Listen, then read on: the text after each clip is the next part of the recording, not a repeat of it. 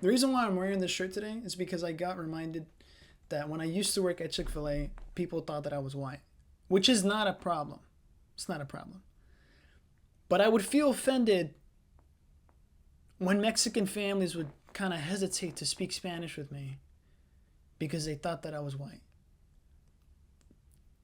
I don't know why. I don't know why I would get sad when Mexicans wouldn't recognize me, but I'd always talk at the very end and I'd say something in Spanish and then they'd be like, oh my God, I didn't know you were Mexican. I'm like, my name tag says Diego, and I don't know. I don't know. It kind of sucks, like I don't mind being another race. I'm just saying, like, I feel kind of sad. I feel kind of sad. Anyways, that's why I'm wearing this shirt today. It's not that big of a deal. I'm just trying to say, am I being racist by doing this? I was just trying to explain why I'm wearing this shirt. But apart from that, it's my favorite soccer team. That's pretty good. Let's go ahead and get started before I honestly just end up not going where I want to go. One of my favorite movies is probably Nightcrawler. I think I got so hooked on this film a couple years ago, but when I first saw it, I was so scared. Like, after I watched that movie, I genuinely was very scared about this actor. I mean, Jake Deadass was like, I don't know, his range is pretty far, and I love him so much in Prisoners 2, which is another favorite movie that's going to be on this list. But going back to Nightcrawler, like, this whole movie got 0 Oscar nominations. And sometimes I question myself, like, yeah, I look at the other movies that were nominated that year, but this one got 0 nominations. It's like, either that's insanely bad luck or the Oscars is rigged. And for the past couple of years, my opinion about the Oscars has changed a lot. And I'm sure it has for many other people. But anyways, Nightcrawler is so fucking crazy to me. And it's so crazy to me because that movie is so, like, it's like, to me, it's the best thriller. Like, one of the best thrillers out there. Like, it's such a good crime and thriller movie because we are honestly seeing things from possibly the worst human ever. This guy is a complete psychopath. This guy he's so dedicated to his work, though. Like, that's the best thing about him, that he's so dedicated to his fucking work. I wish I could be that dedicated to stuff in my life. Like shit. Like, his motivation it's creepy, but he's, honestly, I shouldn't even be backing him up. I'm not a weirdo, I swear to God. Anyways, this movie is insanely good.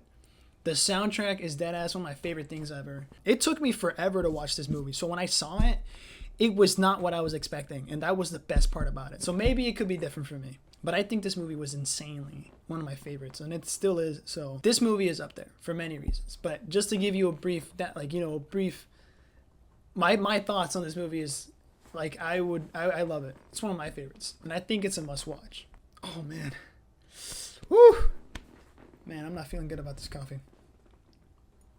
Going back to the 1980s, which is one of my favorite eras. If anything, my favorite era. I wish that I was born in the 80s every single fucking day. I would go back to that year if I had the chance. Like, everything was better, life was better. And it's simply the reason why I love this movie so much. Back to the Future. It's the perfect story. And it's like, yeah, I could be biased. Yeah, I could be so basic by saying that I love Back to the Future. But I deadass love this movie so much. Like, for some reason, it was the only thing I would watch as a kid. And I got so hooked on it. And it sucks because my favorite films, I'm so personally attached to that. So, like, the movie may not be great, but to me, it's like these films make up who the fuck I am. And these movies are great. So Back to the Future, again, about the soundtrack. Like, it has the perfect story. Like, the idea of it is so simple, but, like, what makes the movie so great? And it's simply the actors and right place, right time. And it's one of those movies where, like, the heart and soul came from the actors. I think I personally like the second one better because the ending was so great. But the first one has to be the best one because it's what started it. So Back to the Future is forever my favorite movie. I still try my best to watch that movie every single fucking weekend. Anyways, I love this movie so much. It's gonna be one of my favorites forever. Honestly, I'm gonna show my kids this. And I'm gonna be so bummed out if my kids do not want to watch these movies. Like, I'm like, bro, like, you're gonna sit down and, like, this is, like, I don't even care. I don't care.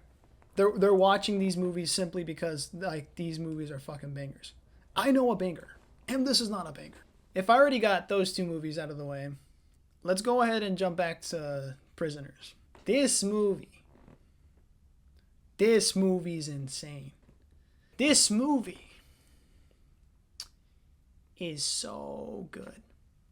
This movie is so good. This movie's something else. This movie's, I mean, bro.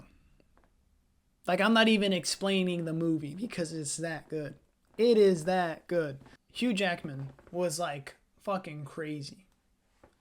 You thought that him playing Wolverine was cool enough and somewhat depressive enough. Oh man, when actors have a range. Like, this guy went from Wolverine all the way to a depressive guy who lost his daughter. I mean, bro, the story, like, and oh my god, Paul Dano in this movie was insane. If anything, bro, that could deadass be like a prequel to the Riddler himself. That shit was so sad. This movie's so sad. This movie's sad. This movie's fucking sad. If you guys cannot handle sad, this movie's like, man, there's like two different types of depressive. There's Prisoners depressive, and there's Manchester by the Sea depressive. Those are two different kinds of depression movies. And they both are so hard. Like, they both are dead ass so fucking deep. Fuck.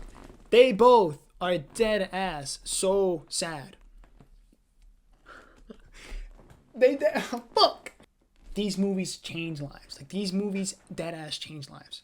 I mean, these movies, it's like it's the cinematography. I could always watch any movie that has beautiful cinematography. As long as whatever it is that I'm looking at is beautiful, I don't mind how long it is. I don't mind what they're saying. These movies are fucking great when they have good cinematography. Like Conclave, like Manchester by the Sea. Like, these are both movies that are so slow, but it doesn't matter when you have good cinematography. A lot of these movies are just so fucking beautiful. And it's why I'm so connected to these movies. Like, I would have loved to work on these movies. I think I'm going to go ahead and say, for my number 4, No Country for Old Men. No Country for Old Men is...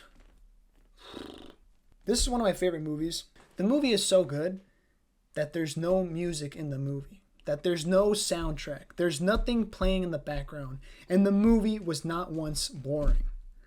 This movie is the perfect movie of cat and mouse. This is one of my favorite cat and mouse movies. And what I mean by cat and mouse is like those kind of movies where it's about capturing one or the other. One's running away, one's following him, and one's trying to like dude, like, oh my god. This movie's so good. Like, this movie is the best Western movie you could possibly ever fucking see. And it's two of my favorite actors. Josh Brolin and Javier Bardem. Javier Bardem is so, like, he's so talented, bro. To see both of these actors back together in Dune Part 2, it was so good. It was so, man. Like, as I was watching Dune 2, all I could see is Anton Chigurh and, man, fuck, what's his name? What the fuck is his name? Llewellyn.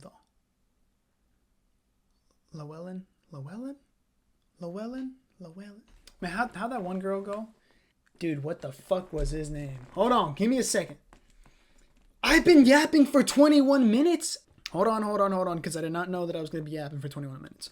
Pardon me if this video is longer than it should be, because I just tend to talk a lot. And especially with the coffee now getting to me, it might be a little bit of a problem.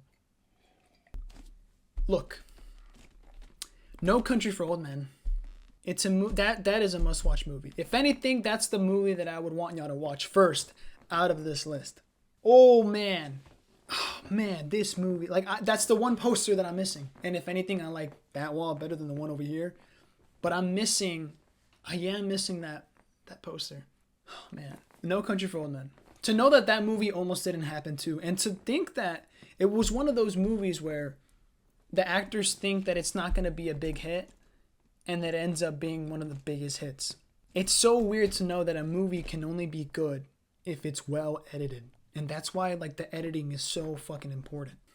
I really did like No Country for Old Men. It's a good, simple movie. Like, these movies are great because they're simple. I'm giving y'all simple movies to watch, like the most simplest ideas, and to know that the movie is even better. To know that the movie's so good with the simple idea. It shows and tells a lot. And this movie having no music in the background and you not noticing at all because of how good the movie is. Because of how hooked in you're in, like how locked in you're in watching this movie. I'm gonna watch that movie tonight. But yeah. So we got Prisoners, Nightcrawler. This is my top 5 right now. This is my top 5. I don't want to put, since I'm going more into like, it'd be so weird to put in Manchester by the Sea or Beautiful Boy or The Sound of Metal. It would be so weird to put them in this category because I do love those movies a lot. But those movies, this might be a different list. No. No, this is my top 5 list. This is my top 5 list. Prisoners, Nightcrawler, Back to the Future. Prisoners, Nightcrawler, Back to the Future. Fuck. Prisoners, Nightcrawler, Back to the Future. No Country for Old Men. Fuck. I am so hooked on this last one. Okay, fine. I'm just going to say it. As of right now, I think I'm going to go ahead and say Sound of Metal. I think so. Because that movie is about... That movie you have to accept. So, like, you got to accept sometimes how life can be. And I think Sound of Metal, it was so... Ah, man, how do I say this? Like, that movie, you got to be careful watching it because you don't want to spiral... At the very end, it kind of ends with Ruben accepting that he's deaf. And it's kind of hard to think that way, like a musician, a drummer, loses his hearing, and him being an addict before, he faces struggles to kind of accept that his life is going downhill. And it's like, he went through so much. But the thing is that he messed it up. He messed it up when he got his ears fixed. When he did the surgery and messed up how you feel about the movie. And that's what makes a movie, That movie is a story. I think all of these movies that I'm telling y'all are stories. And it's like, these stories, like, it's a story. It's not a problem and a solution. It's an actual story. A movie doesn't have to have a solution. It has to have an ending. And that's what Sound of Metal did so perfectly. And I feel so bad for him too. Like, nobody deserves anything wrong to happen to their lives, but for him to go through so much and then realize that living deaf isn't so bad, and then for him to fuck it up by getting a surgery and losing the trust of everybody else in that household, it like broke me so down. And when, oh man, especially when they're like just in sign language, like you can see how happy he was.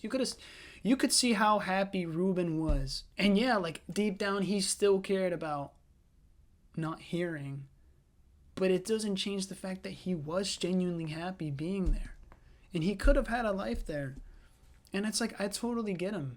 I totally understand him. Because I feel like that's a mistake that I would do. If I was Ruben, I feel like I would have made that mistake. And I guess that's why I love this movie so much, because when you lose something so beautiful, like, you're not going to be able to have that back. Even if it was at the very end that he finally accepted something. You have to be so proud for him to accept it. It may take you so long to accept something, but if you accept something at the very end, you can feel somewhat good about yourself. But I think I like that movie a lot because of that reason. So I think I'm going to go ahead and end it off there. I think my final list would be Sound of Metal, No Country for Old Men, Nightcrawler, Prisoners, and Back to the Future. For sure. Anyways, see you guys later.